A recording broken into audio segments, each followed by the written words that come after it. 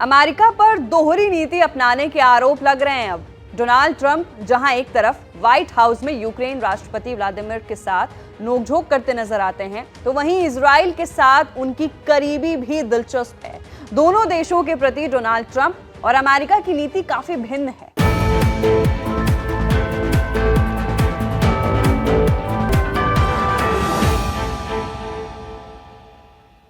राष्ट्रपति ट्रंप के नेतृत्व में अमेरिका ने हमास के खिलाफ युद्ध में इजराइल को सैन्य सहायता पहुंचाने में तेजी लाने की तमाम कोशिशें की हैं, लेकिन सुरक्षा गारंटी के बदले में यूक्रेन के साथ लेन देन का जो तरीका है वो अपनाया है।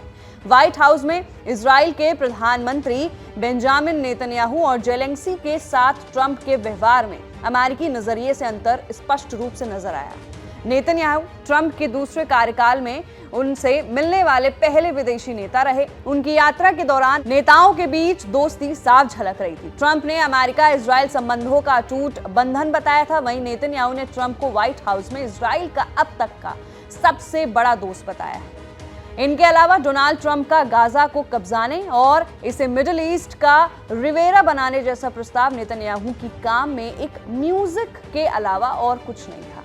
ट्रंप ने अपने इस ऐलान के बाद अपने दावे को और मजबूती देने के लिए एक एआई वीडियो भी शेयर किया, जिसमें देखा गया कि तट पर ऊंची ऊंची बिल्डिंग, बिकनी में डांसर्स, समुद्री तट पर डांस करते हुए इलॉन मस्क और ट्रंप नेतन्याहू को ड्रिंक लेते हुए देखा गया था। डोनाल्ड ट्रंप ने 20 जनवरी को कुर्सी संभालने के बाद इजराइल के लिए $12 अरब की आर्म्स डील अप्रूव कर चुके हैं। इसमें वो $1 की सैन्य सहायता की फास्ट ट्रैकिंग शामिल है, जिसे अमेरिकी विदेशी मंत्री ने एक इमरजेंसी अथॉरिटी के साथ अप्रूव किया, जिसमें कांग्रेस द्वारा समीक्षा को भी नजरअंदाज कर दिया गया। हमास के साथ अस्थिर युद्ध विराम के बीच ट्रंप ने ईरान पर भी दबाव बनाने की बात दोहराई, जो इजराइल के लिए किसी गिफ्ट की टोकरी से कम नहीं है। वहीं नेतन्याहू ने सोमवार को एक लंबी पोस्ट में ट्रंप के प्रति आभार जताया, क्योंकि उन्होंने पिछले सरकार द्वारा रोके गए हथियारों को भी अप्रूव किया है। एक्स पर एक वीडियो संदेश में नेतन्याहू ने यह भी कहा कि उन्होंने यानी ट्रंप ने इजराइल का पूरा समर्थन करके और बंधकों को रिहा करने के लिए दबाव डालकर